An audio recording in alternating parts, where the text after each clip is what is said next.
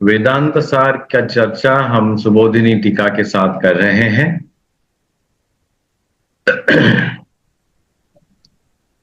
शांति मंत्र का पाठ करेंगे। ओम सहनाववतु सहनौ भुनक्तु सह वीर्यंकरवावहै तेजस्विनावधीतमस्तु मा विद्विषावहै। ओम शांति शांति शांति। ओम भद्रं कर्णेभिः शृणुयाम देवाः भद्रं पश्येमाक्षभिर्यजत्राः स्तुष्टुवागुंसस्तनूभिः व्यशेम देवहितं यदायुः।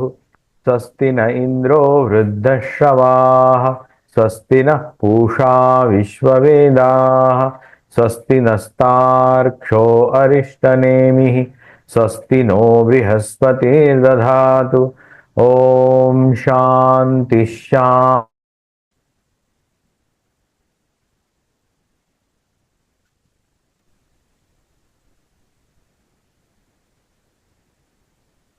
ये मीटिंग फिर से आरंभ करते हैं क्योंकि जी आपको कोर्स तो ऑलरेडी बना दिया है। हाँ रिकॉर्डिंग स्टार्ट भी बोल रहा है। हाँ ओके।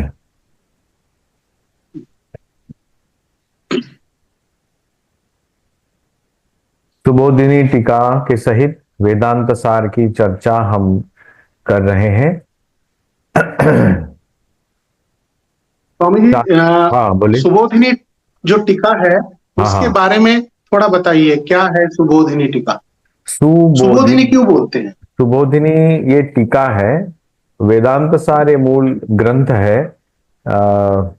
सदानंद योगींद्र सरस्वती जी का।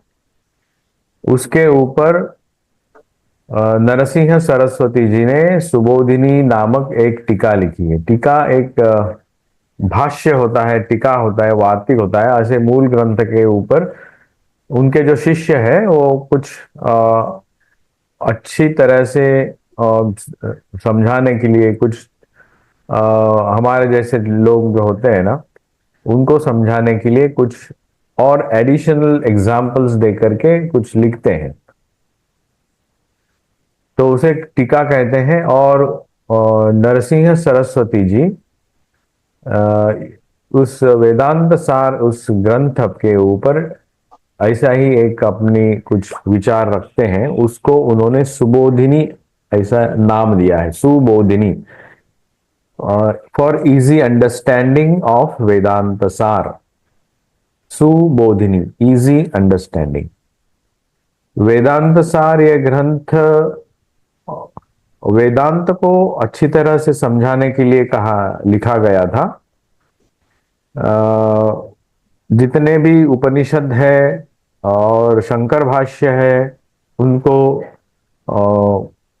उनका निचोड़ जो है ये वेदांत सार में स्वामी सदानंद योगींद्र सरस्वती जी ने दिया है। लेकिन फिर भी कुछ स्टूडेंट हमारे जैसे होते हैं, उनको समझने में कठिनाई होती है, तो नरसिंह सरस्वती जी एक अपने कुछ विचार उस पर लिखते हैं, तो उसको उन्होंने सुबोधिनी ये नाम दिया। उसको कहते हैं टीका। टीका का मतलब एक अलग तरह की कमेंट्री रहती है ये। हम जो टीका कहते हैं मतलब कोई एक व्यक्ति बोलता है कुछ वक्तव्य, उसके ऊपर हम बोलते हैं हम टीका किया। टीका मतलब उसके ऊपर काउंटर आर्गुमेंट्स कि क्या क्या गलत है ऐसा ये। लेकिन ये जो शास्त्र के माध्यम से जो टीका लिखी जाती है, तो not to counter the main argument but to support the main argument and to explain it more better way. इसलिए उन्होंने सुबोधिनी ये नाम दिया है। तो शांति मंत्र का पाठ हम फिर से करेंगे क्योंकि बीच में लिंक टूट गई थी। ओम सहनावतु सहनौ भुनक्तु सह वीर्यं करवावहै तेजस्विनावधीतमस्तु मा विद्विषावहै। ओम शांति शांति शांति। ओम भद्रं कर्णेभिः शृणुयाम देवाः, भद्रं पश्येमाक्षभिर्यजत्राः, स्थिरैरङ्गैस्तुष्टुवांसस्तनूभिः व्यशेम देवहितं यदायुः। स्वस्ति न इंद्रो वृद्धश्रवाः, स्वस्ति न पूषा विश्ववेदाः, स्वस्ति नस्तार्क्ष्यो अरिष्टनेमिः, स्वस्ति नो बृहस्पतिर्दधातु। ओम शांति शांति शांति। ओम सदाशिवसमारंभां शंकराचार्यमध्यमाम् अस्मदाचार्यपर्यन्तां वन्दे गुरुपरम्पराम्। श्रुतिस्मृतिपुराणानाम् आलयं करुणालयं नमामि भगवत्पादं शङ्करं लोकशङ्करम्। शङ्करं शङ्कराचार्यं केशवं बादरायणं सूत्रभाष्यकृतौ वन्दे भगवन्तौ पुनः पुनः। ईश्वरो गुरुरात्मेति मूर्तिभेदविभागिने व्योमवद्व्याप्य देहाय दक्षिणामूर्तये नमः। अखण्डं सच्चिदानन्दम् अवाङ्मनसगोचरम् आत्मानमखिलाधारम् आश्रयेऽभीष्टसिद्धये। कृष्णानन्दं गुरुं नत्वा परमानन्दमद्वयम् वक्ष्ये वेदान्तसारस्वतिकां नाम्ना सुबोधिनीम्। यहाँ हम सुबोधिनी टीका के लिए एक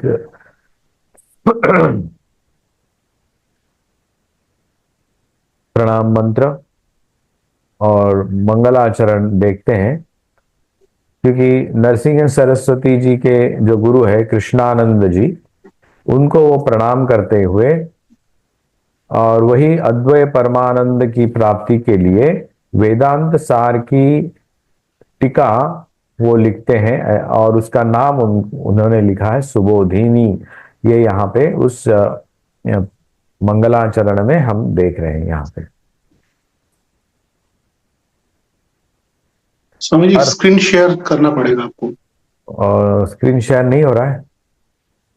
नहीं, ऐसे कैसे? और कहाँ तक आया था?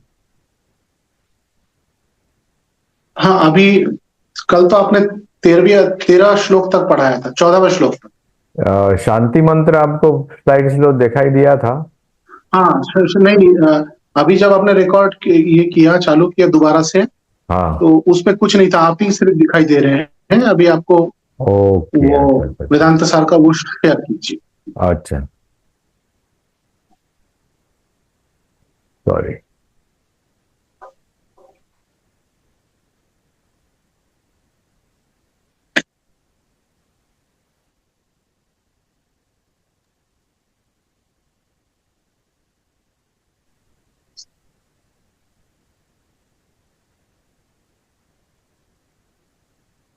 सोलहवें अध्याय तक हमने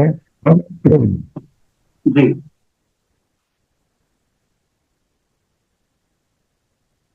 कल देखा था।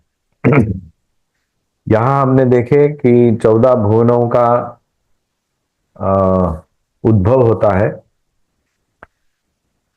7 भुवन ऊपर वाले, 7 नीचे के, और उसमें 4 प्रकार के जो प्राणी उसमें जन्म, 4 प्रकार के जन्मगत प्राण उसमें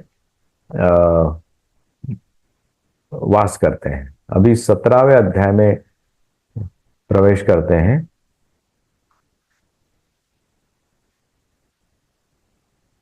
अत्रापि चतुर्विध सकल स्थूल शरीरम अनेक बुद्धि विषयतया जनवद जलाशयवद्वा समष्टि वृक्षवद जलवद्वा व्यष्टिरपि भवति। ये चतुर्विध स्थूल शरीर जो है वो इन 14 भुवनों में वास करते हैं। तो उसको कैसे पता चलेगा?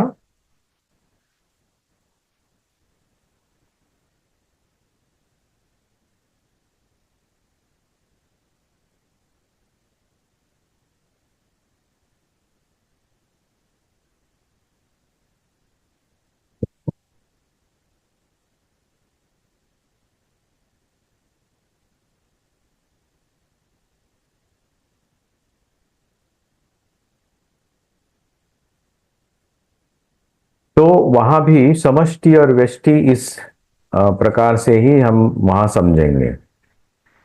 सामने आपको दिखाई दे रहा है 16वां अध्याय और 17वां। जी स्वामी जी। अच्छा। एतत् समष्टि उपहितं चैतन्यम वैश्वानरो विराट इति उच्यते। ये समष्टि उपहित चैतन्य जो है उसको नाम दिया है विराट। विराट वो वैश्वानर है। गीता में हम ये शब्द 15वें अध्याय में आता है, हम वैश्वानरो भूत्वा प्राणिनाम देहमाश्रित पचाम्यन्नम चतुर्विधम।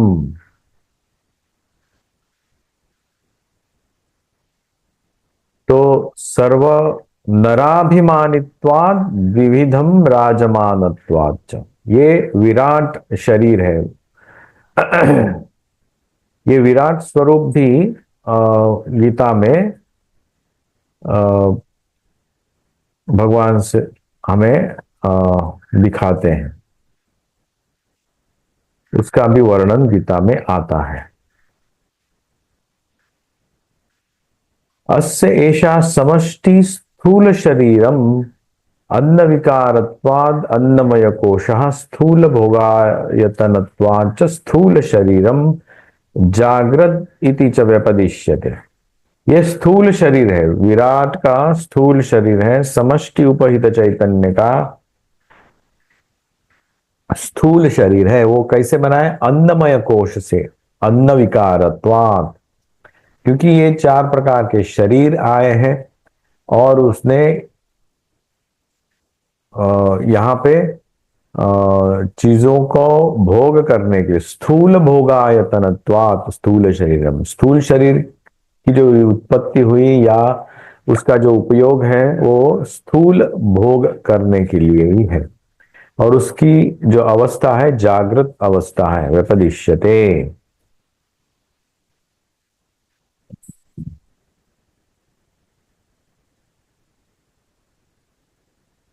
एतत् व्यष्टि उपहितं चैतन्यम विश्व इति उच्यते। विश्व क्या है?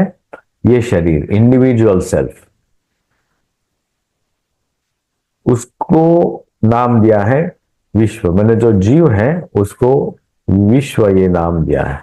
सूक्ष्म शरीराभिमान परित्यज्य, सूक्ष्म शरीर का अभिमान त्याग त्याग करके स्थूल शरीरादि प्रविष्टत्वात्, उसने, वो जीव ने स्थूल शरीर में प्रवेश किया, उसके, क्योंकि उसको स्थूल भोग करने की इच्छा से, उसको नाम है विश्व। ये नया नाम आप याद रखिएगा, विश्व। विश्व और विराट या वैश्वानर। अस्य एषा व्यष्टि स्थूल शरीरम अन्न विकारित्वात् हेतो अन्नमय कोशो जागृत जो उच्चते। इसका भी जो उसकी अवस्था जो है वो भी जागृत अवस्था ही है। इसीलिए जगत का जो अनुभव हमें जागृत अवस्था में आता है, क्योंकि जगत भी जागृत है और ये जो विश्व है मतलब इंडिविजुअल वो भी जागृत अवस्था में ही है। तदानिम एतो विश्व वैश्वानरो, ये विश्व और वैश्वानर मतलब इंडिविजुअल सेल्फ और कलेक्टिव सेल्फ, ये व्यष्टि और समष्टि, ये दोनों जो है दिग्वातार्क वरुणा अश्विभिः क्रमान् नियंत्रितेन श्रोत्रादि इंद्रिय पंचकेन क्रमात् शब्द स्पर्श रूप रसगंधान इंद्रिय उपेन्द्र प्रजापति भी क्रमान् नियंत्रितेन वागादि इंद्रिय पंचकेन क्रमाद् वचना दानम गमन विसर्ग आनंदांश्च चंद्र चतुर्मुख शंकरा शंकर अच्युतैः क्रमान् नियंत्रितेन मनोबुद्धि अहंकार चित्ताख्येन अंतरिंद्रिय चतुष्कोण क्रमात् संकल्प निश्चय, ये बहुत बड़ा है, अहंकार चित्तांश सर्वान् एतान् स्थूल विषयान् अनुभवतः जागृत स्थानो बहिष्प्रज्ञ इति उच्च इति ही श्रुते है। श्रुति का एक वचन है कि जागृत स्थान बहिष्प्रज्ञ, जागृत वो उसकी अवस्था है, और बहिष्प्रज्ञ बाहर ही उसका, उसकी प्रज्ञा बाहर की तरफ ही है, मतलब बाहर की चीजें ही वो जान सकता है। तो ये जो दो है, कौन कौन, विश्व और वैश्वानर,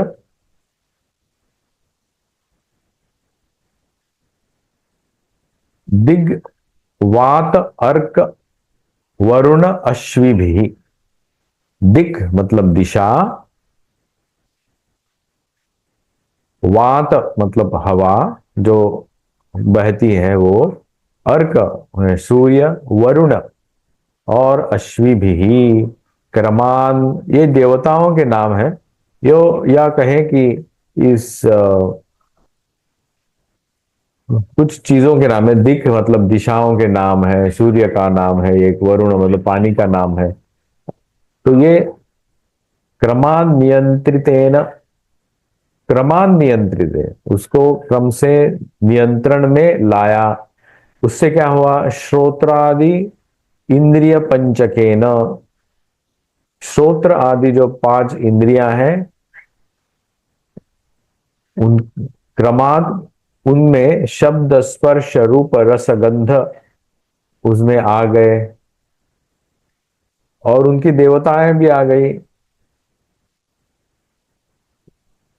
अग्नि, उपेंद्र, यम, प्रजापति भी क्रमान नियंत्रितेन, और उनकी देवताएं उनको नियंत्रण करने लगी।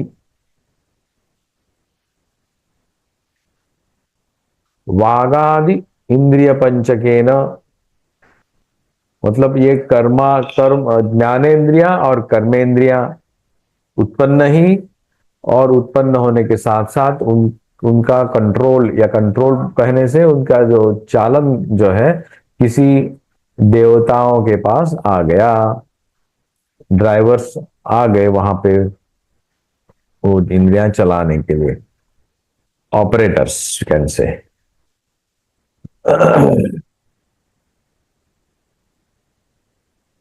तो उनका कार्य का क्या है, क्रमाद वचनाद गमन विसर्ग आनंदांश, आनंद करना, विसर्ग करना मतलब उत्सर्जन करना, गमन करना पैरों के जो कार्य है, जो कहीं जाना, हाथों का काम है कुछ करना। तो उनके देवताएं कौन कौन है, चंद्र है, चतुर्मुख है, शंकर, अच्युत है। क्रमान नियंत्रितेन मनोबुद्धि अहंकार चित्ताख्येन अंतर इंद्रिय चतुष्केन, और उसके साथ ही ये जो चार अंतर इंद्रियां हैं, मतलब अंतःकरण है, मन बुद्धि चित्त और अहंकार, ये अंतर इंद्रिय के क्रमात उनके कार्य क्या है, संकल्प विकल्प निश्चय आहंकार्य चैतांश्च सर्वान् एतान् स्थूल विषयान अनुभवतः, स्थूल विषयों का अनुभव करते हुए इनका कार्यक्रमण चलता है। तो श्रुति का एक सपोर्ट लेते हैं, जागृत स्थानो बहिष्प्रज्ञ इति श्रुते है। इस श्रुति से हमें पता चलता है। ये जो हमारे गुरु जी ने लिखा इतना सब, उसको एक सपोर्ट दिया किसी श्रुति से।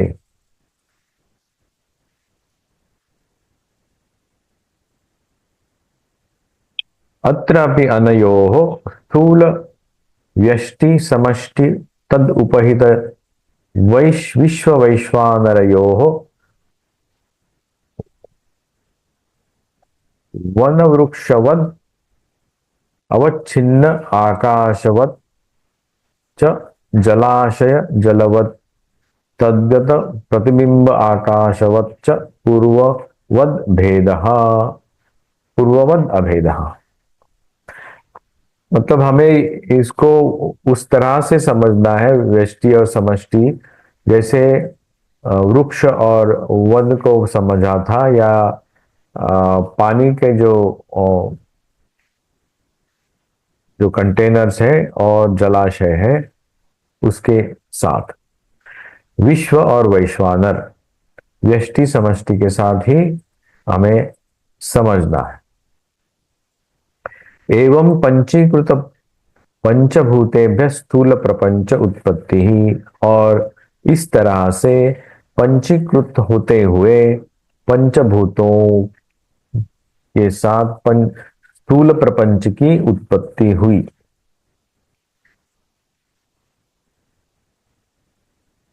एतेषां स्थूल सूक्ष्म कारण प्रपंचानामपि समष्टिः एको महान् प्रपंचो भवति, यथा वा अंतर्वनानां समष्टि एकं महद्वनं भवति, यथा वा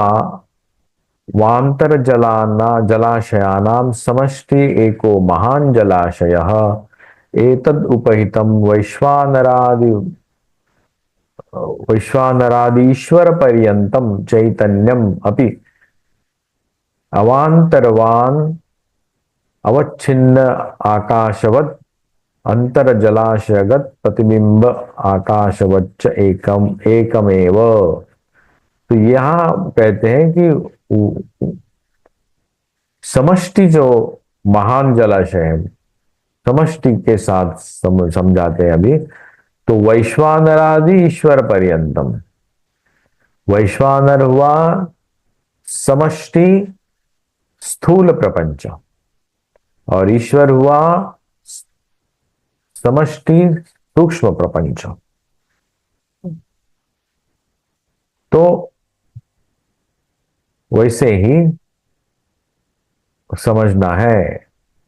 आभ्याम, इन दोनों में, महाप्रपंच तद उपहित चैतन्याभ्याम तप्ताय पिंडवत विविक्तम सद अनुपहितम चैतन्यम। अभी हम लोगों ने देखा कि समष्टि उपहित चैतन्य देखा, तो हमारा जो ध्यान है अभी तप्ताय पिंडवत, ये जो उदाहरण है उसमें क्या किया था हमने,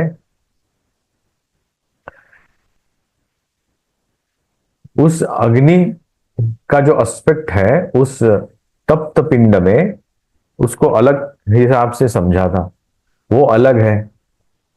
लोहे में वो तप्तता तभी आएगी जब वो उसमें अग्नि का प्रवेश होगा। अग्नि का प्रवेश तभी होगा जब अग्नि के साथ उसका संपर्क आएगा। तो उसको जैसे हमने अलग अलग करके जाना, लोहा ठंडा होता है वो अलग है, उसमें जो अग्नि की दाहकता है वो अग्नि की के लिए आई है, और अग्नि को हम अलग तरीके से जानेंगे और लोहे को अलग। तो इन दोनों को जैसे हमने अलग जाना, वैसे ही कहते हैं सद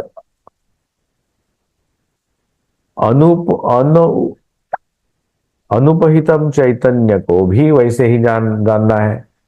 ये उपहित चैतन्य, ये महान प्रपंच जो है वो उपहित चैतन्य है। दो अलग अलग है, एक इंडिविजुअल और एक कलेक्टिव, ये दो अलग हो गए हमारे।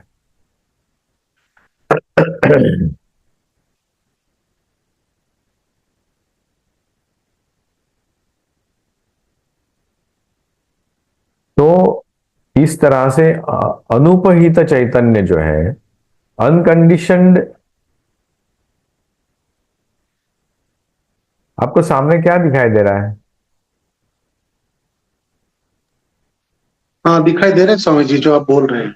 मतलब ये जो टिकाई दिखाई दे रहा है ना, मैंने हाईलाइट कर रहा हूं, वो दिखाई दे रहा है ना? हाँ, अभ्याम, हाँ, महाप्रपश्यत तदुपहित चैतन्यभ्याम अच्छा, ठीक है, तप्ताय पिंड, ये दिखाई दे रहा है। Okay okay. ठीक।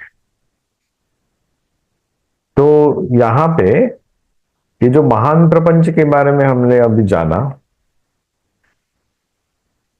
और वहां हमने देखा कि कारण शरीर से सूक्ष्म शरीर के बाद अब स्थूल शरीर तक आ गए, और वहां हमने समझ में आया कि भाई ये इस तरह से ये सृष्टि का प्रपंच बनता है, बना है। बोले ठीक है, कोई बात नहीं। तो हम उसके लिए तो आए नहीं यहाँ पे। ये सब जो पढ़ाई हो रही है, तो जगत प्रपंच तो हमारे सामने है ही, उसको तो हम अच्छी तरह से भोग कर ही रहे हैं, तो उसकी क्या जरूरत है हमें। तो कहते हैं कि हमें जैसे पिंड तपता या पिंडवत, जैसे हमने समझ में आया कि लोहे को अलग जानना है और उसमें जो अग्नि की दाहकता है उसको अलग से जानना है। दोनों एक साथ आए हैं, एक दूसरे के ऊपर अपना इफेक्ट जमाए हुए हैं, क्योंकि बिकॉज ऑफ द प्रॉक्सिमिटी। वैसे ही सद जो है, अनहुपहितम जो है, जो चैतन्य है, सद अनुपहित चैतन्य, वो क्या हुआ? सर्वम खलविदम ब्रह्म, जो लिमिटेड नहीं है, हमारा ध्यान वो अभी अनलिमिटेड के पास खींचते हैं। ये है प्रोसेस अपवाद। मतलब वो अभी वो डी हिप्नोटाइजेशन का प्रोसेस अभी चालू हुआ। पहले हमको हिप्नोटाइज किया, भाई देखो ये कारण शरीर है, हाँ। ये सुषुप्ति है, हाँ। ये आनंदमय कोश है, हाँ। देखो ये 17 चीजें अलग अलग है, देखी, हाँ देखी। ये इनको एक ग्रुप करो, उसको नाम दिया विज्ञानमय कोश, ठीक है, हाँ ठीक है। इस ग्रुप के एक साथ करो, उसको नाम दिया मनोमय कोश, सब ठीक है, हाँ ठीक है। इस ग्रुप को एक साथ करो तो उसको नाम दिया प्राणमय कोश, सी, हाँ ठीक। और ये तीनों को एक साथ करो, तीनों को साथ के लिए कौन सा होगा? बोलो सूक्ष्म शरीर होगा, सही है, हाँ। उनकी अवस्था क्या है? उनकी बोले स्वप्न अवस्था, अल्लाह ठीक। सूक्ष्म अनुभव ले लेंगे, ठीक है, बहुत अच्छी। तो बाद में बोला कि अभी स्थूल, और उसमें कौन सी मात्रा है? रजत, सत्व रजतम। तो तमोगुण से ये तैयार हुआ, रजोगुण से ये हुआ, सत्वगुण से ये हुआ, ऐसे बोलते बोलते उनमें हमको बाद में उन्होंने लाकर खड़ा किया स्थूल दुनिया में। मतलब स्थूल तो चाहिए ही, जिसका हम रोज अनुभव करते हैं। तो ये उन्होंने बोला कि ये वैश्वानर है, विराट है, और ये है स्थूल जगत। बोले हाँ। तो हमारा क्या है? हम इस जगत में हम कैसे हैं? बोले तुम व्यष्टि हो, इंडिविजुअल हो, व्यष्टि चैतन्य, व्यष्टि उपहित चैतन्य, वो है समष्टि उपहित चैतन्य। और बाद में बोला हाँ सब ठीक ठाक होगा, अभी एकदम कारण से सूक्ष्म में आए, सूक्ष्म से स्थूल में आए, स्थूल में आने के बाद बोलते हैं ये जो तप्ता या पिंडवत में जैसे आप तुमने दो अलग अलग चीजें समझ में आई, वैसे ही इस जगत में भी तुम इन दो चीजों को अलग देखो। सद अनहुपहितम चैतन्यम, उसको देखो। जो सद है, जो अविनाशी है, जो तीनों काल में रहता है, वो है, उसको देखो। जो अनउपहित, जो लिमिटेड नहीं है, not limited by any space, not limited by any area. मतलब उन्होंने ये दो उदाहरण दिए थे, प्रतिबिंबवाद और अवच्छेदवाद। ये दोनों को छोड़ते, ना प्रतिबिंब है उसमें, ना ही अवच्छेद है। ऐसा जो अनउपहित चेतन, अनलिमिटेड, अनएनवलप्ड, जो चैतन्य है, जो एनर्जी है, उसके उनकी उसकी दिशा में हमारा ध्यान वो लगाते हैं और कहते हैं सर्वम खलु इदम ब्रह्म। खलु मतलब जो भी कुछ है, सर्वम जो भी है वो क्या है, इदम, और ब्रह्म है, बृहत है। ये भी एक महावाक्य में आता है, सर्वम खल्विदम ब्रह्म इति वाक्यस्य वाच्यम भवति। वाच्य क्या है, इस वाक्य से क्या डिनोट होता है, क्या लक्ष्य होता है, लक्ष्यार्थ, भावार्थ, ये हमने देखा था। तो ये वाच्यार्थ क्या है, भवति विविक्तम सल्लक्षम अपि भवति। विविक्त है, अलग अलग करके देखना है। सल्लक्षम अपि भवति, और वही उसका लक्ष्य है। उस लक्षणा से भी वह हम उस तरह से ही जान सकते हैं। एवं वस्तुनि अवस्तु आरोप अध्यारोप सामान्येन प्रदर्शितः। ये वस्तु के ऊपर, अवस्तु का मतलब सच चीज के ऊपर झूठी चीज का जो आरोप है, आरोप वो हमें यहां स्पष्टता से सामान्य ने प्रदर्शित। वस्तुनि अवस्तु आरोप अध्यारोप। अध्यारोप जो है, अब तक हमने यहां तक देखा था वो अध्यारोप था, और अपवाद का चैप्टर अभी धीरे धीरे धीरे चालू होने वाला है। तो ये अध्यारोप यहां तक आया, कहां तक, हम स्थूल रूप में हमें वो सामने रखा था, वो हमारे सामने। तो एवं वस्तुनि अवस्तु आरोपा, जैसे हमने रज्जु के ऊपर सर्प देखा, वैसे ही इस ब्रह्म के ऊपर, सर्वम खल्विदम ब्रह्म के ऊपर हम देख रहे हैं कि वही स्थूल रूप से, सूक्ष्म रूप से और कारण रूप से ये विचरण हमें अनुभव होता है, जगत प्रपंच अनुभव होता है। लेकिन किसके ऊपर होता है, वो सर्वम खल्विदम ब्रह्म ही है, लेकिन हमें अनुभव होता है जगत प्रपंच, स्थूल रूप में, सूक्ष्म रूप में और कारण रूप में। वही है अध्यारोप। तो इसके बारे में कुछ पूछना है आपको? नया चैप्टर आरंभ होने जा रहा है। 18 अध्याय तक तो बहुत सुंदर है, मतलब अभी समझ में आ गया चीजें, हाँ। काफी क्लियर हो गया कि कैसे कैसे कैसे कैसे चीजें हो रही है। बहुत सुंदर। पर एक चीज मेरे मन में प्रश्न उठा स्वामी जी, आपने वो 15वीं अध्याय का गीता का श्लोक का वो बताया था, हाँ। अहम वैश्वानरो भुक्ता प्राणिनम देहम आश्रिता। तो वो वैश्वानर के बारे में थोड़ा सा अगर आप बताते विस्तार से।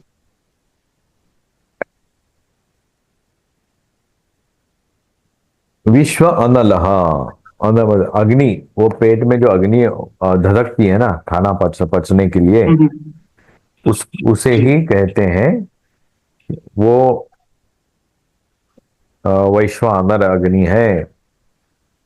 अच्छा जी।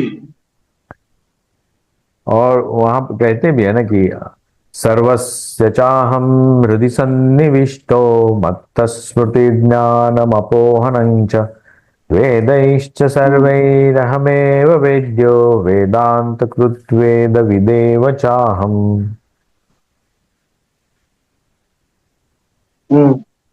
ये हर प्राणी के हृदय में वो सन्निविष्ट है।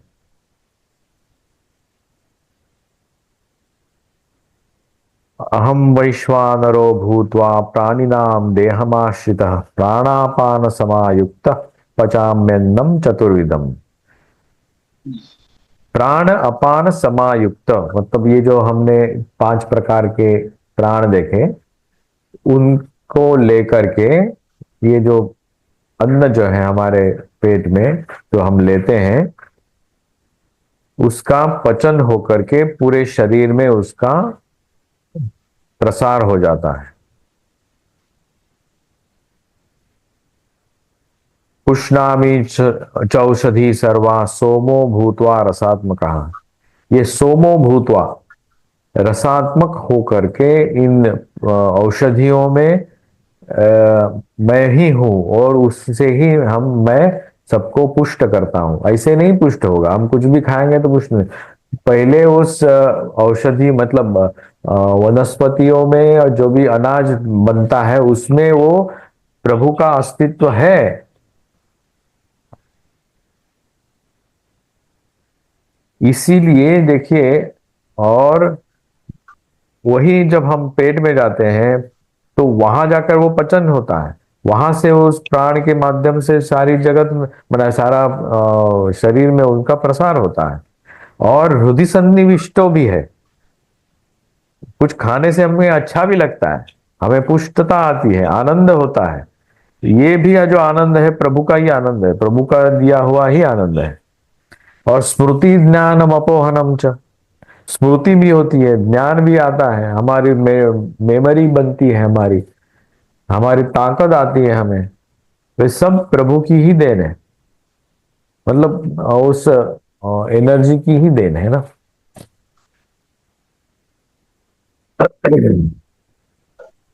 नहीं तो हम क्या बोलते हैं, ये पृथ्वी we consider is just as a matter, is it not? हम इस पृथ्वी को मैटर, डेड मैटर कहते हैं। उसके बाद आता है पानी। पानी को भी हम कुछ, हालांकि हम भारतीय उसको जीवन कहते हैं, लेकिन जनरल उसको क्या होता है, उसको तो निर्जीव कहते हैं ना, निर्जीव। लेकिन उसमें जीव रहते हैं, उसमें मछलियां तैरती है, मछलियां रहती है, उसको जीवन है, नहीं तो उसमें कैसे रहती। उसके बाद जाती है हवा, अग्नि। अग्नि है, अग्नि में हम खाना पकाते हैं, वही अग्नि हमारे पेट में है, वही पचन होता है। हम कुछ खाने के बाद शरीर गर्म होता है, पेट भी हाथ लगाने से लगता है कि वो गर्म है, तो अग्नि वहां पे भी है। गैस स्टोव, उसमें हम तपा करके खाना अपना पाचन योग के बनाते हैं। हवा में हम सांस लेते हैं, हवा समझो डेड मैटर होगा, उसमें कुछ जान नहीं होगी, तो सांस लेने से हम जिंदा कैसे बचेंगे। और ये स्पेस जो है, ये जो स्पेस में समझो प्रभु नहीं रहेंगे तो हम, हमारा अस्तित्व कहाँ रहेगा। ये अस्तित्व है, स्पेस मतलब अस्तित्व। इसलिए कहते हैं कि सर्वम खलविदम ब्रह्म, इदम सर्वम खलु ब्रह्म अस्ति, ब्रह्म ही है। और ये एनर्जी है, अनुपहित चैतन्य ही है। चैतन्य ना हो इन पंच महाभूतों में तो वहां से हम जिंदा कैसे रहेंगे। डेड मैटर होगा तो खाना कैसे बनेगा, फल फूल कैसे खिलेंगे, मट्टी से ही तो होते हैं ना। और वो उनका हम सेवन करेंगे तो हम रुष्ट पुष्ट कैसे होंगे। वो ब्रह्म का ही स्वाद लेते हैं हम, और उसी में हम पुष्ट होते हैं। ब्रह्म ही हमें पुष्ट कर रहा है। लेकिन हमारी जो दृष्टि है, देखने का नजरिया जो है, वो स्वार्थी है। स्वार्थी मतलब, ये स्वार्थ कहना भी अलग सही नहीं होगा, क्योंकि ये गलत है। पृथ्वी जीवंत है, वो ब्रह्म का एक एस्पेक्ट है। अग्नि, पानी, हवा, स्पेस, एवरीथिंग इज ब्रह्म। और उसके साथ ही हम अपना जो जीवन है, स्थूल रूप से कहें, सूक्ष्म रूप से कहें या कारण रूप से कहें, उसी में हम रहते हैं और कोई चीज है ही नहीं। इस जो भी हमें अनुभव होता है वो ब्रह्म का ही अनुभव होता है।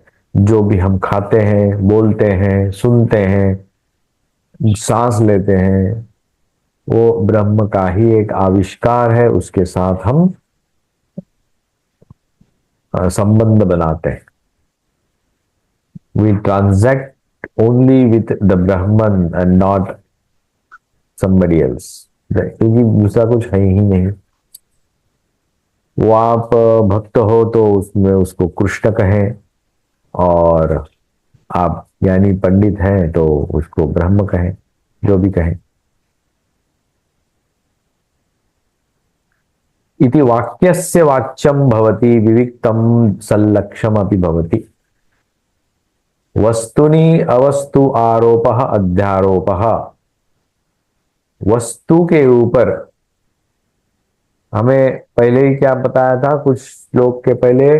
वस्तु क्या है? अखंडम सच्चिदानंदम, वही वस्तु है। सच्चित आनंद ही वस्तु है, बाकी सब अवस्तु है। जो सत्य होना चाहिए, चित्त होना चाहिए और आनंद स्वरूप होना चाहिए, अस्ति भाति प्रिय होना चाहिए, तो ही वह वस्तु होगी, अन्यथा वो अवस्तु ही है। अवस्तु मतलब चीज है ही नहीं। अब आप बताइए कि अवस्तु क्या है? वस्तु पता चली, अब अवस्तु ढूंढिए, अब कहाँ मिलता है। इसलिए जो प्रहलाद बोल रहा है कि ये सब हमारे प्रभु प्रभु सब में वास है। हिरण्यकश्यप बोलता है मुझे बताओ कहाँ है, बोल तुम ही ढूंढो वो कहाँ है, कहाँ नहीं है तुम ढूंढो। समझे? This is how it is, दो अलग अलग तरीके से। ये आप इस दृष्टि से देख के सब वही है, और ये आप ढूंढो कि वो कहाँ नहीं है। मेरे तो गिरिधर गोपाल दूसरा ना कोई।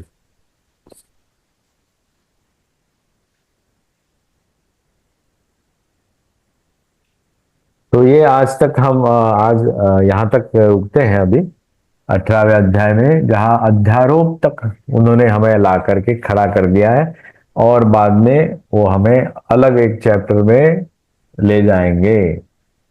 तो यहां तक हमने देखा कैसे जगत प्रपंच तैयार हुआ, ये क्या हुआ, और कहते हैं कि उसको देखना कैसे है। तो जैसे तप्ताय पिंडवत, ये महाप्रपंच जो है, उपहित चैतन्य जो है, उसको तप्ताय पिंडवत विविक्तम, मतलब अलग अलग करके देखो। लोहे को अलग समझो और उसमें जो दाहिका शक्ति है उसकी, अग्नि की, उसको अलग तरीके से समझो। तो सद अनहुपहित चैतन्य को ही हमें हमारी नजर वहां पे देनी है। तो वो समझो हम दे सकते हैं, तो हमें पता चलेगा कि सर्वम खलु इदम ब्रह्म ही है। तो आज का पाठ यहाँ रुक समाप्त करते हैं। जी। हम शांति मंत्र के साथ आज के पाठ का समाप्ति करते हैं।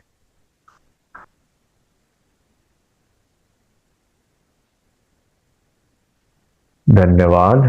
ओम पूर्णमदः पूर्णमिदं पूर्णात् पूर्णमुदच्यते पूर्णस्य पूर्णमादाय पूर्णमेवावशिष्यते। ओम शांति शांति शांति। ओम भद्रं कर्णेभिः शृणुयाम देवाः, भद्रं पश्येमाक्षभिर्यजत्राः, स्थिरैरङ्गैस्तुष्टुवागुंसस्तनूभिः व्यशेम देवहितं यदायुः।